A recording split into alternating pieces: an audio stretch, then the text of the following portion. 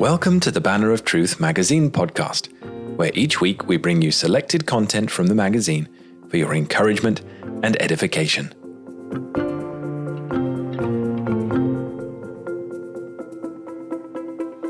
This week we return to our mini-series on the three Bonar brothers who became ministers. This week we're focusing on Horatius Bonar. To read us his article from issue 722 of the magazine, November 2023, here is David Campbell, minister at North Preston Evangelical Church and a trustee of the Banner of Truth Trust.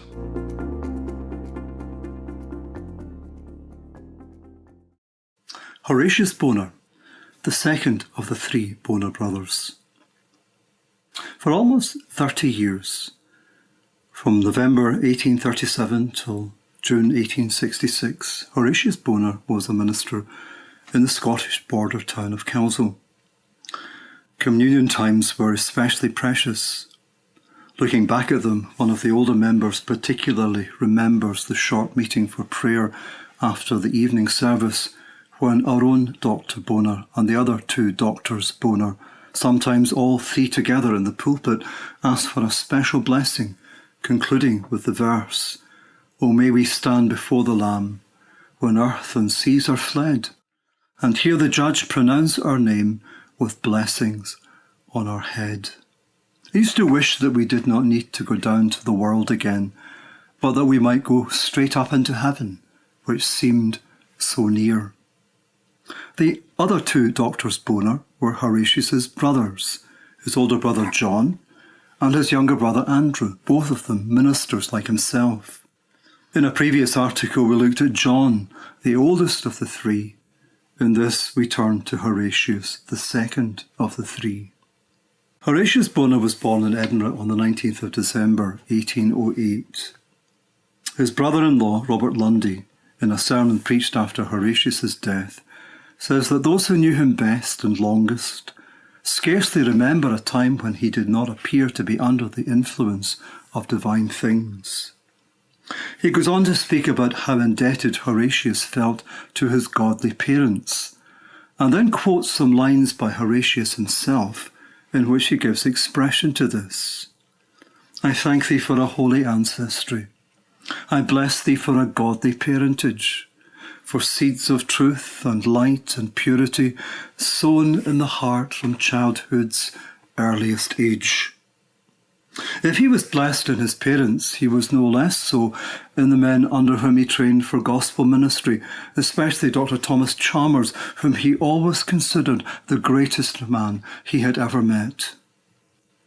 In a sketch of Horatius's life in Disruption Worthies, William Cousin, a fellow minister, tells us that by his magnificent exposition of the evangelic system and his own intense spiritual life, Dr. Chalmers had, under God, rendered the Divinity Hall a grand missionary institute and centre of spiritual power, from which our students went forth to their work as preachers of the gospel, inflamed with a zeal that shrank from no labour and strong in a faith that knew no doubt.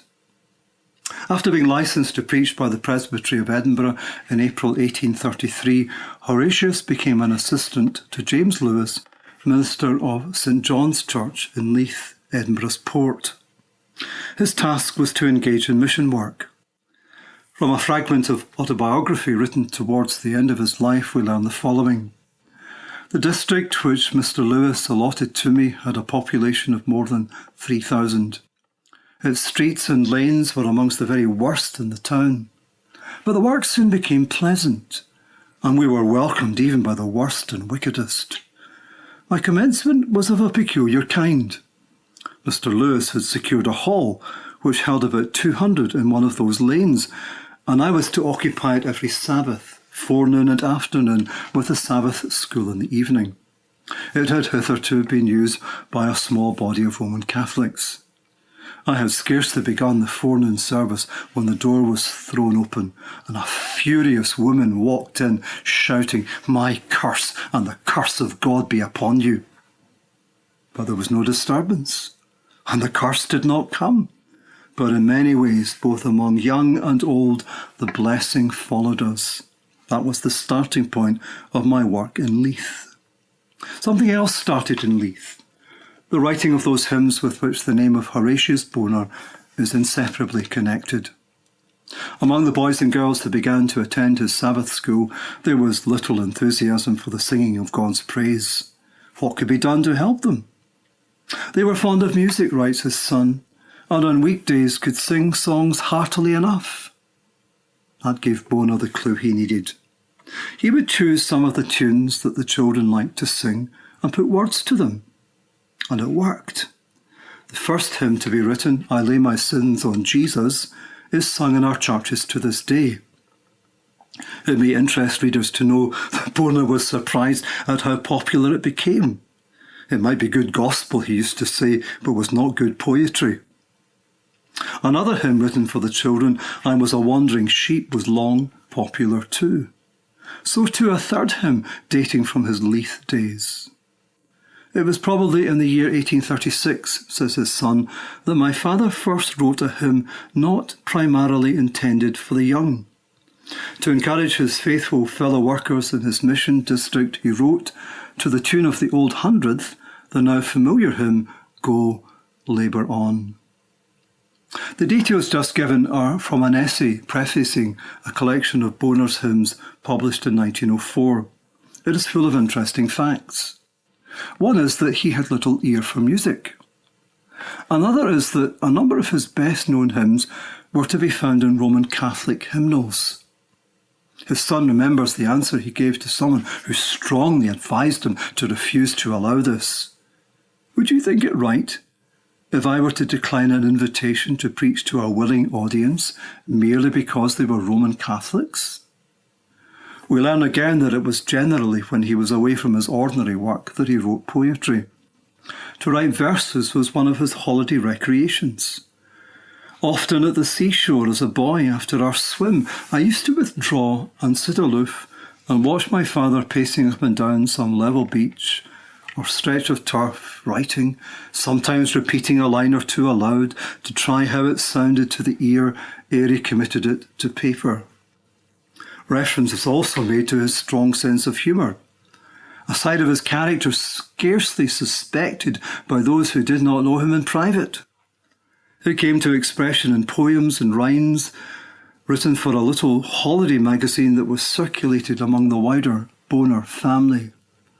They show him, writes his son, in a light which would astonish many of those who only knew him through his published writings.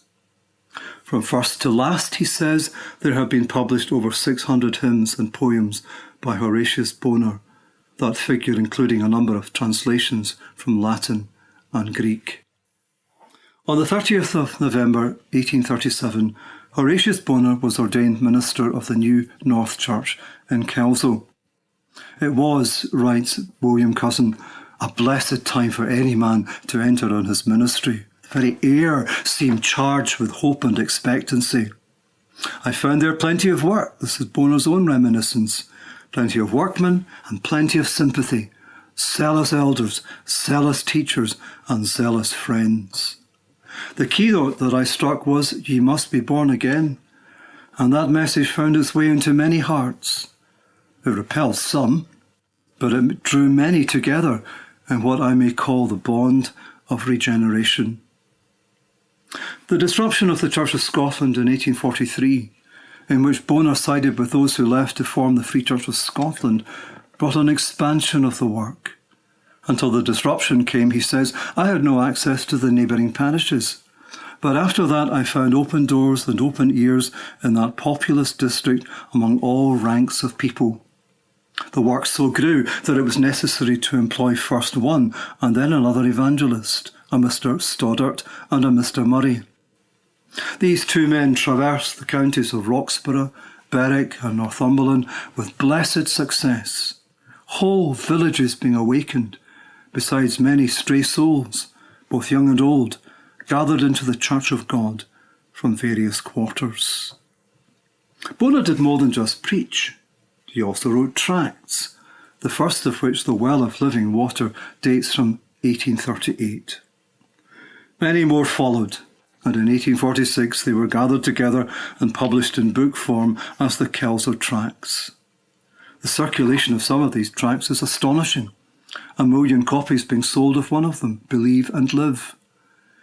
In a chapter on Horatius Bonar in his A Scottish Christian Heritage, Iain Murray writes that the freeness with which Bonar pressed an acceptance of the gospel upon sinners was startling to some and offensive to others, but the message was the power of God unto salvation.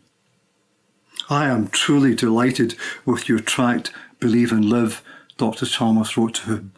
I hold by that theology. A steady stream of books came from his pen as well, both in Kelso and later in Edinburgh. Among them were Words to Winners of Souls, The Night of Weeping, Truth and Error, God's Way of Peace, a biography of his friend and fellow minister John Milne, another of his son-in-law George Theophilus Dodds, 2 books about his own eastern travels, The Desert of Sinai and The Land of Promise, a book of short sermons for family reading, and a 5-volume work entitled Light and Truth, Bible Thoughts and Themes. He also edited for many years the Quarterly Journal of Prophecy and the Christian Treasury. His son comments, when I look back on the way in which his day was filled with the affairs of his own ministerial work, I wonder how he could possibly make room in his life for anything else. Yet he edited a magazine, for a considerable time 2 of them, and was in addition perpetually publishing prose works. In fact, one special table in his study was entirely devoted to proof sheets, and he used to say that for a period of 30 years he had been continually in the hands of 3 separate printers for his editorial, his prose, and his poetical work. Robert Lundy sums it up well. Vigorous alike in body and mind, he was gifted with a singular tolerance of toil. In 1866, after almost 30 years in Kelso, Bonar moved to Edinburgh to pastor a new Free Church congregation in the Grange area of the city, the Chalmers Memorial Church. Here, he writes in 1888, I have spent 22 checkered years of my ministerial life, and they were checkered years. On the one hand, the new work grew considerably. By 1886, the communion roll had risen to 800. His books and hymns, too, gave him a worldwide audience. But there were shadows as well as lights. A controversy with Dr. John Kennedy of Dingwall arose over D.L. Moody, of whom Bonar was a strong supporter. There were stresses and strains in the Free Church as a whole, first because of a major difference of opinion over union with the United Presbyterian Church, and then afterwards with the rise of higher criticism. In the early 1880s, there was also a division in Bonar's own congregation over the introduction of hymns into public worship. He had his personal sorrows as well. In October 1882, his son-in-law George Dodds died. 2 years later, in December 1884, his wife Jane died. Then came increasingly fragile health and the close of his public work. In September 1887, he preached what proved to be his final sermon. At his Jubilee celebration the following April, he was unable to speak, and for the final months of his life, he was confined to bed, weak, in much pain, and troubled at times with feelings of uselessness. In his last hymn, Abiding Peace, written for New Year's Day, 1886, he had looked forward to the bright eternity ahead and wondered when it would begin for him. Long years of peace. I see afar in front of me a heaven made up of years like yours, a whole, a bright eternity. Long years of peace. I think of you as yet to come, and wonder when time's last new year shall gladly bid me welcome home. It would be fully 3.5 years before his wandering would be over and his longing fulfilled. On the 31st of July 1889, he at last entered his rest. The following words were written with reference to his Edinburgh years, but they equally apply to the Kelso and Leith years that preceded them. God has been gracious and has not disowned the work and the message. Righteousness without works to the sinner, simply on his acceptance of the divine message concerning Jesus and his sufficiency. This has been the burden of our good news. Through this man is preached unto you the forgiveness of sins, and by him all that believe are justified from all things. It is one message, one gospel, one cross, one sacrifice, from which nothing can be taken and to which nothing can be added. This is the Alpha and the Omega, the beginning and the end of our ministry.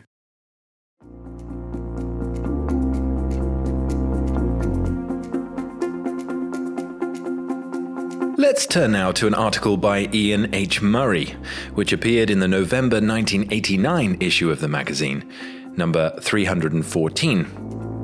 The article helps to shed some more light on Horatius's ministry and character, and was entitled Horatius Bonar, 1808 to 1889, and His Writings.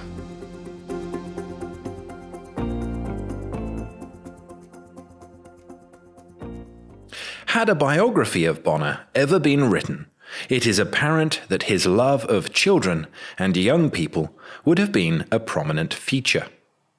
His first work at Leith was mainly among that age group, and when he left there for Kelso in 1837, 283 girls and boys, all carefully named in one of his notebooks, were present at a meeting to bid him farewell.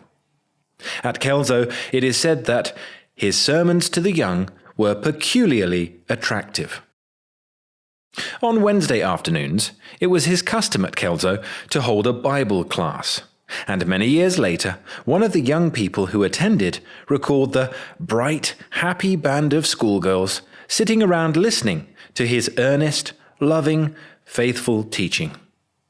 She went on, "I see Dr. Bonar seated at the end of a long table with the large Bible spread out before him, the Bible hymn book in his hand, his dear handsome face beaming, and the pleasant smile which lighted it up as some of us gave a fuller, clearer answer than he expected to the question asked."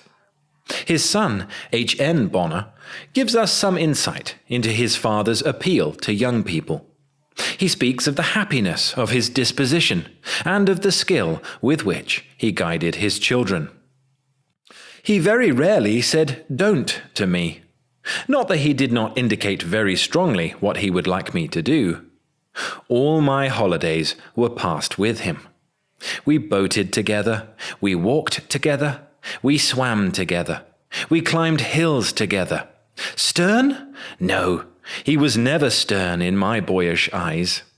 I can remember another little personal incident. You will pardon me for mentioning it in this connection. Once, an officious neighbour came to him to complain of one of my misdeeds. I fancy I had been climbing to the rook's nest in Warrender Park, then unbuilt on. He reported this to my father, and wound up by saying, "I hope you will give the boy a good thrashing." My father replied, "If I thrashed the boy for that, what would I do if he told me a lie?" It is interesting to note that Bonar's best remembered work, namely his hymns, seems to have arisen out of his concern to help young people. His first hymns were written for the young people's class at Leith, one of these being, "I was a wandering sheep." In 1845, he published a little collection of 300 hymns, the Bible Hymn Book, designed both for general use and for Sabbath schools. This contained some 16 of his own pieces, with no name attributed to them. More than 20 years elapsed between his first hymns and their publication as a collection with his own name attached. What is now known worldwide as a communion hymn beginning, "Here, O my Lord, I see thee face to face," was first written at his brother John's request, to be read aloud at the close of a communion service at Greenock in 1855. As already suggested, it ought to be a matter of surprise that Horatius Bonar is so little remembered as an author today. I was surprised myself when I began to look around my bookshelves to see how many of his titles I possessed. The number exceeds a dozen, and yet it is probably not even half of what he published. While it is obvious that Bonar had from birth a gift for writing, it was the needs of his people that prompted his extensive ministry in print. And here Iain Murray has a footnote. He writes, "It should be added that his own personal spiritual needs led to some of his finest hymns and poems. In 1843, he married Jane Catherine Lundy, 1821 to 84. They were to lose 5 children in successive bereavements, and something of what they felt can be seen in his poems Lucy, who died at the age of 4, and The Blank. Bonar wrote more than 600 poems and hymns." He has to be bracketed with J.C. Ryle and a few others of that era in his understanding of the power of the press and in putting it to extensive use. He began with some 36 Kelso tracts. This was followed in 1845 by The Night of Weeping, and the next year by Truth and Error, or Letters to a Friend. A regular flow of other books was to follow, including sermons, expositions of scripture, poetry, and biographies. His first biography, A Stranger Here, The Life of an Unnamed Christian Woman, was published in 1853. His best biography, and surely one of the very best of the last century, was his Life of the Rev. John Milne of Perth, 1869. His last major work was also a biography, The Life and Work of the Reverend G.T. Dodds, 1884, who was his son-in-law and a missionary in France. Iain Murray has a footnote here which reads, "When Dodds died suddenly in 1882, his wife returned to her parental home with their children. Her father wrote to a friend, 'God took 5 children from me some years ago, and he has given me other 5 to bring up for him in my old age.'" Another daughter of Horatius and Jane Bonar married the Reverend D.C. McNichol, whose book, Robert Bruce, Minister of the Kirk of Edinburgh, was republished by the Trust in 1961, and, I should add, is still in print. As though all this writing were not enough, Bonar was also editor of the Quarterly Journal of Prophecy from 1848 to 1873, and of the very widely read Christian Treasury from 1859 to 1879.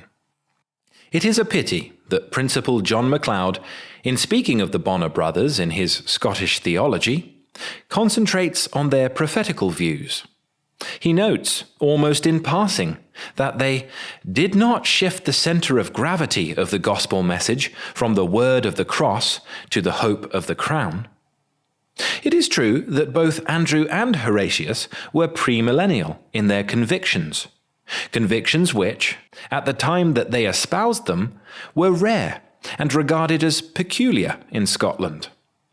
In the Bonars' view, the Church had far too largely lost the joyful anticipation of Christ's return, and to counteract what was undoubtedly a general deficiency, they launched into views which the Reformed churches generally have not cared to follow. Yet, in so doing, they did give prominence to the great truth that the Christian's hope is to be placed in nothing this side of the Advent, and that earnest longings for that Advent and for glory ought to be the mark of every believer.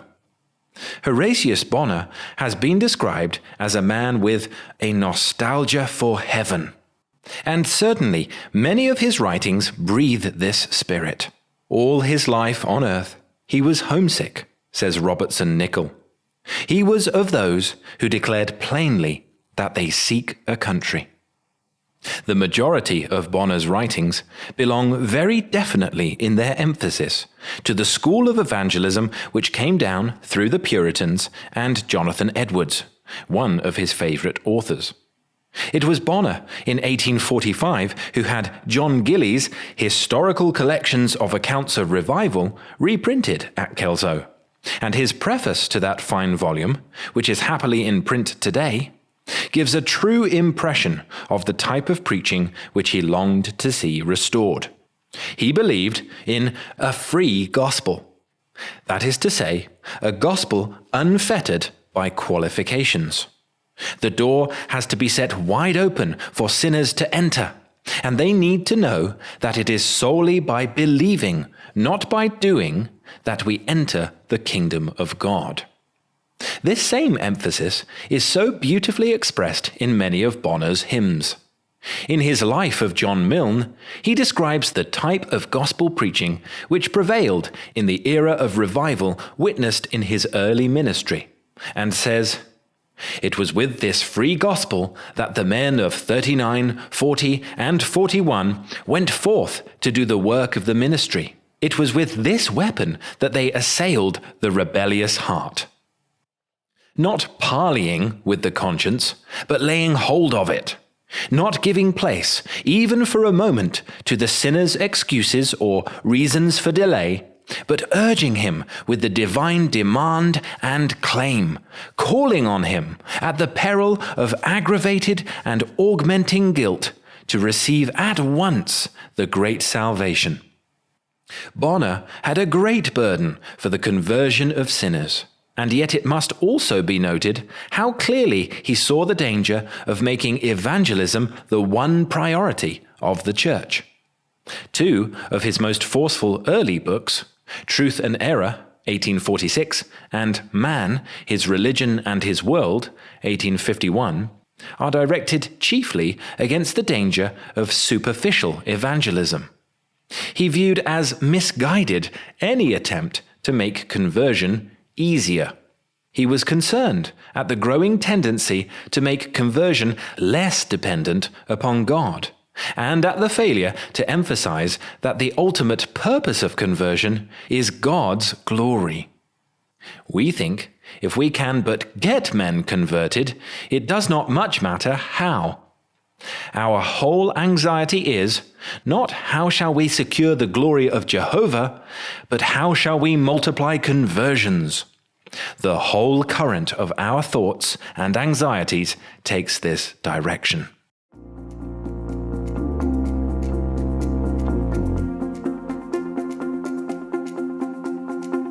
Let's go straight to the source now and read an article from Horatius Bonar himself.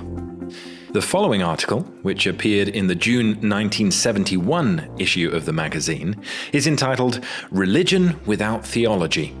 I intended initially to make a selection from the article, but on a read-through thought it was so good and so contemporary in its application that we'll read the whole thing. This article is taken from Horatius Bonar's preface to the volume he edited entitled Catechisms of the Scottish Reformation. Religion without theology is a phrase meant to sound well. Quite ad captandum. This Latin phrase means an argument designed mainly to please the crowd or to please the ears. Yet after all, a deception. There can be no such thing. A tree must have a root. The phrase implies that theology has been the prison house of religion, and that there must be emancipation from theology before religion can exercise her functions. It looks at religion as a beautiful flower embedded in a block of ice, and demands the melting of the ice and the liberation of the flower. And yet, while willing to sweep away Christian theology, the inventors of the above watchword revel in the pagan theology of ancient Greece, and see in the 30,000 gods of old Olympus the excellency of the religion of Homer and Plato. Religion is regarded as a sentiment, to be classed with other sentiments, such as the poetic, the pictorial, the amatory, one of the luxuries, or perhaps one of the necessaries of life, whether embodied in solemn music or ritual performances, or showy vestments, or mythological pictures, or hymns to Maya, Mary, Venus, Jupiter, or the God of the Hebrews. Liberty is accordingly claimed for each man to gratify the religious sentiment in his own way. The Egyptian to hew mountains, the Greek to chisel statues, the Hindu to cast brazen images, the philosopher to shape ideal gods, which, most likely, he never after all means to worship. Christianity, say many among us, is a life, not a dogma, and they reckon this the enunciation of a great and unappreciated truth. It is, however, a mere truism, or it is an unmeaning antithesis, or it is an absolute falsehood. It sounds oracular and great. It is only pompous. Christianity is both a life and a dogma, quite as much the one as the other. But it is a dogma before it is a life. It cannot be the latter till it has been the former. It is out of the dogma that the life emerges, not the dogma out of the life. And the importance that is attached in Scripture to knowledge, right knowledge, should make us cautious in disparaging doctrine, as if it were harmless when wrong and impotent or uninfluential when right. The mystics of different ages have tried hard to depreciate doctrine, to praise what they call the spirit at the expense of the letter. And it is somewhat remarkable that infidelity has generally taken their side, joining with them in their jests at creeds and their sneers at dogmas. Many of the statements which we hear from advocates of the advanced Christianity of our day are a mere variation of the old infidelity, which told us in the last century, "For modes of faith let graceless zealots fight. His can't be wrong whose life is in the right."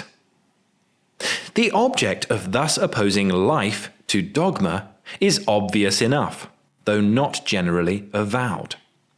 These theological revolutionists dislike trammels. Free thinking, in its widest sense, is what they hold to be the creature's birthright. Our lips are our own. Who is Lord over us? Is their maxim.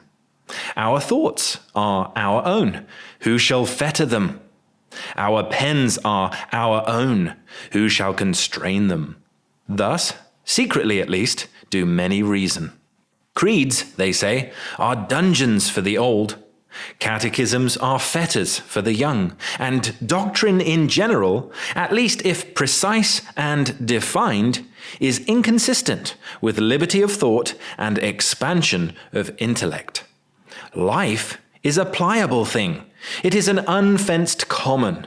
It may be anything a man likes to call it or to fancy it. There is no imperiling of human liberty in calling Christianity a life. The men of progress and freshness are safe in making this their standard. For Christianity equals life may mean just Christianity equals nothing. At least it is an equation capable of being so manipulated as to bring out any result which the theological algebraist may desire. The exultation expressed in many quarters at the variety of opinions afloat, especially in the ecclesiastical world, is indicative of anything but goodness. It is sheer love of discord or anarchy that seems to prompt this exuberant glee. Every new utterance of skepticism, especially on religious subjects, and by so-called religious men, is cheered as another howl of that storm that is to send all creeds to the bottom of the sea. The flowing or receding tide is watched, not for the appearance of truth above the waters, but the submergence of dogma. To any book or doctrine or creed that leaves men at liberty to worship what God they please, there is no objection.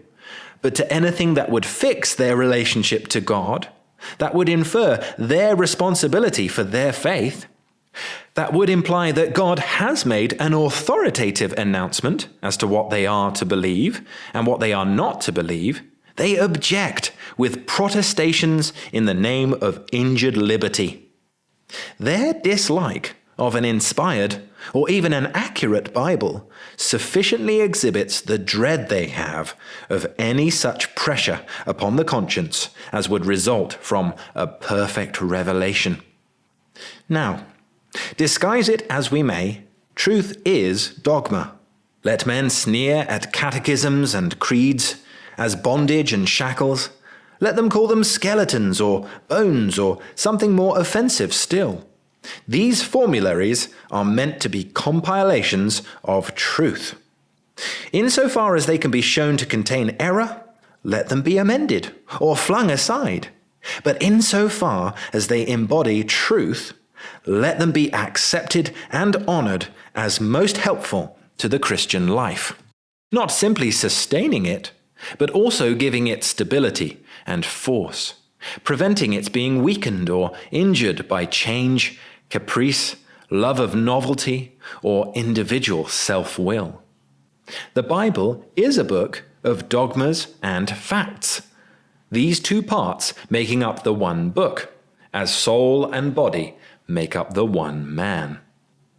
The facts are the visible embodiment of the dogmas the spiritual interpretation of the facts. Religious life or piety is the result or product of these, the effect produced upon man by the right knowledge and use of these.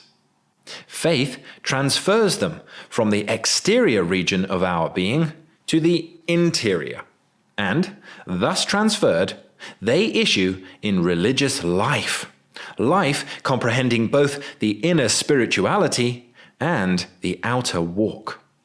To oppose life and dogma to each other is not so much to depreciate creeds as to misunderstand the Bible, and to represent life and the Bible as antagonistic to each other.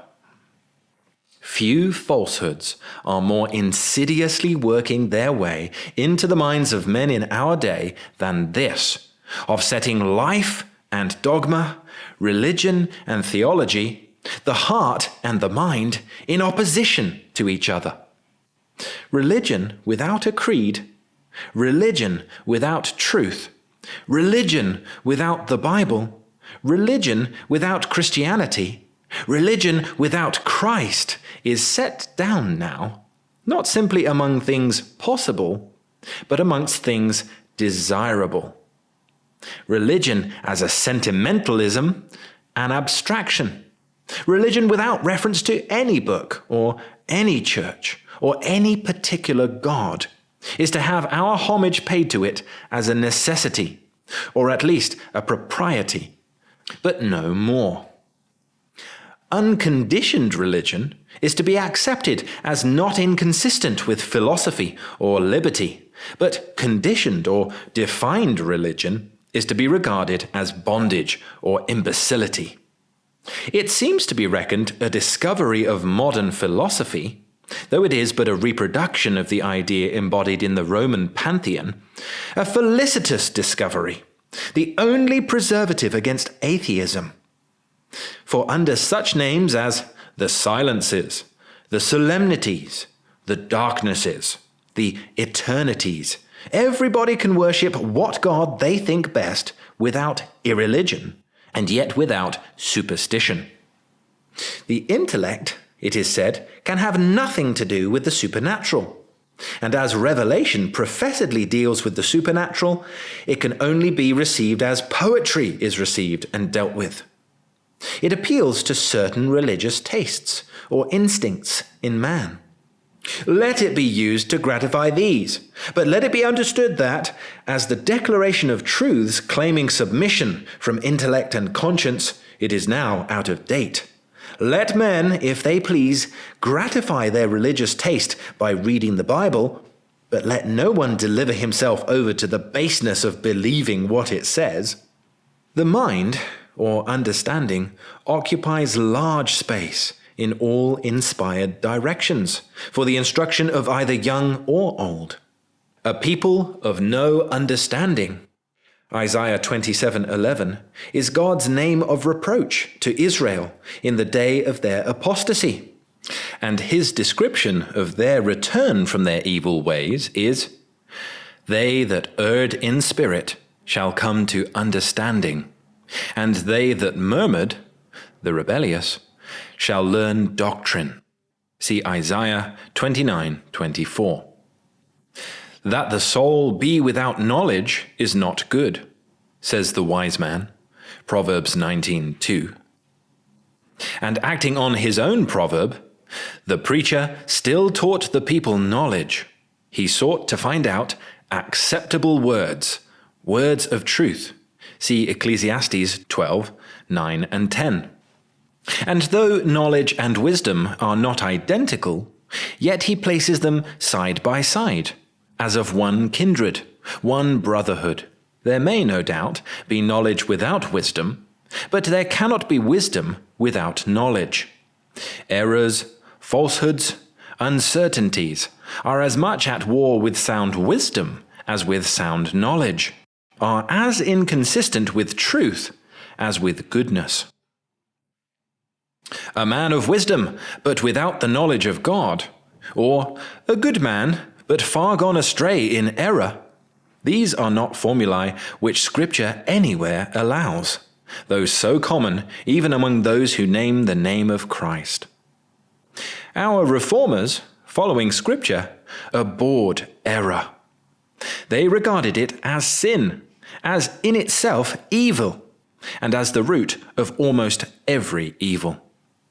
They loved truth, upheld it, sought to spread it. They eschewed error as poison. They prized truth as medicine, containing in it the world's true health. They knew that men might have it and yet not use it, that they might abuse it, that they might hold it in unrighteousness. But they loved it still, and refused to believe that any untruth, however beautiful, however well argued or well adorned, however recommended by authority or antiquity or genius, could be available for the revivification of collapsed, prostrate Europe, for expelling the poison of ages from the veins of humanity, for bracing the constitution of the race, even apart from the great purpose of saving the lost, of gathering in the chosen of the Father, the purchased of the Son.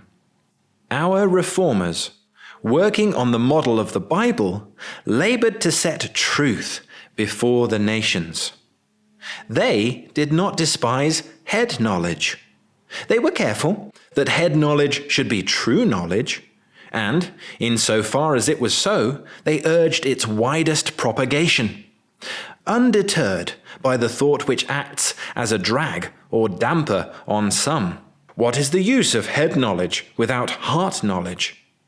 They had confidence in truth because it was of God, and because it was the representative of Him who is the wisdom and the truth of God. They felt that truth could be trusted to do its own work, and to fulfill its heavenly mission among the sons of men. And so they launched it forth, as seamen do the lifeboat.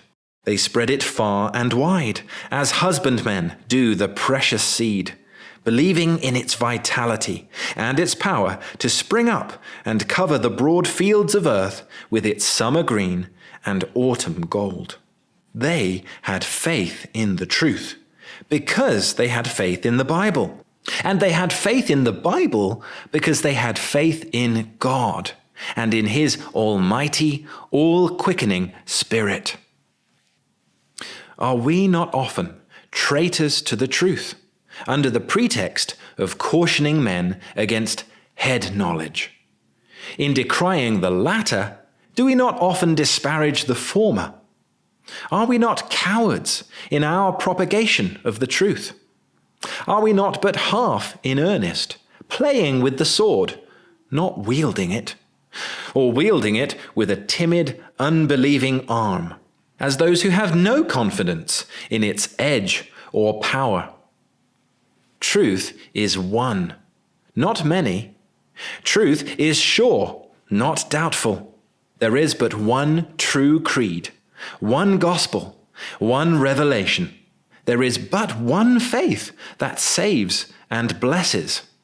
One Lord, one faith, one baptism, one God and Father of all. Let us honor the truth as God has done, as his apostles did, as our reformers did. Let us fearlessly wield it. Let us give it fair play and full swing everywhere.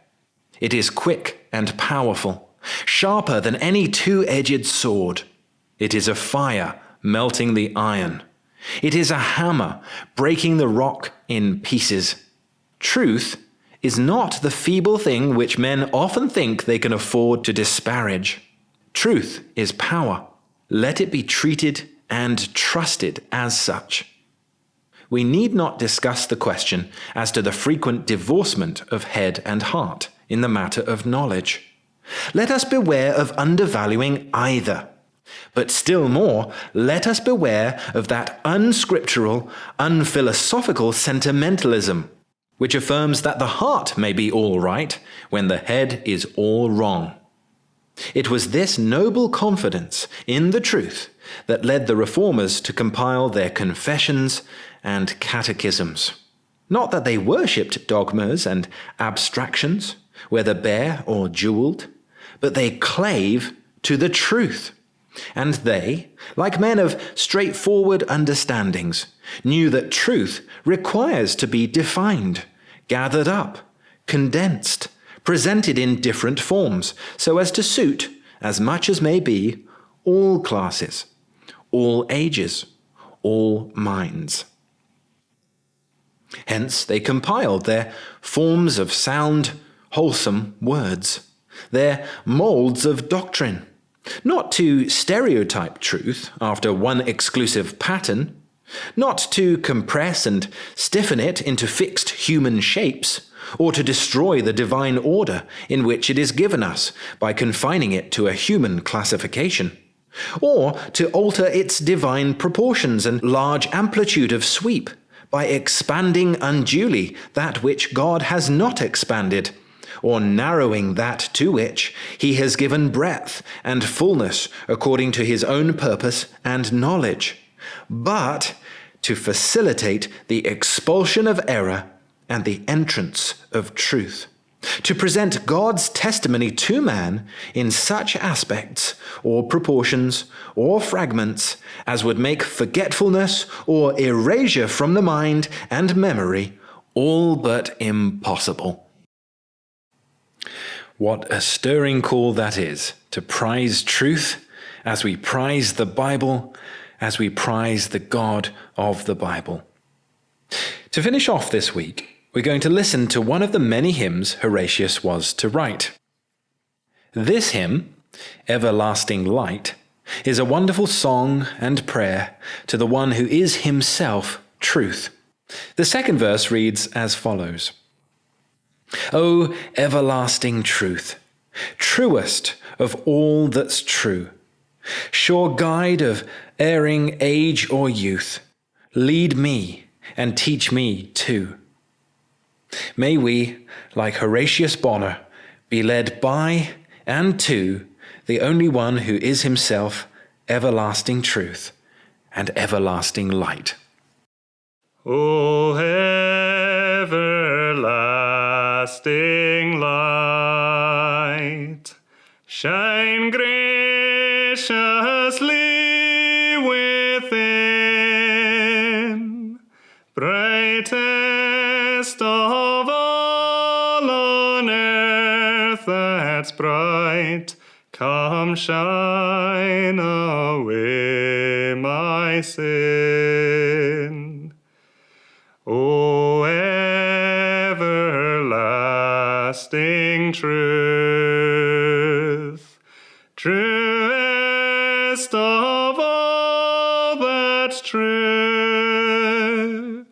sure guide of erring age or youth, lead me and teach me too. O everlasting strength, uphold me in the way. Bring me in spite of foes at length to joy and light and day. O everlasting love, wellspring of grace and peace, pour down thy fullness from above, bid doubt and trouble cease. O everlasting rest, lift off life's load of care, relieve, revive this burdened breast, and every sorrow bear. Thou art in heaven all on earth art thou, upon thy glorious name we call. Lord Jesus, bless us now. Our thanks to Jack Adair for singing Everlasting Light. Words may be found in the show notes.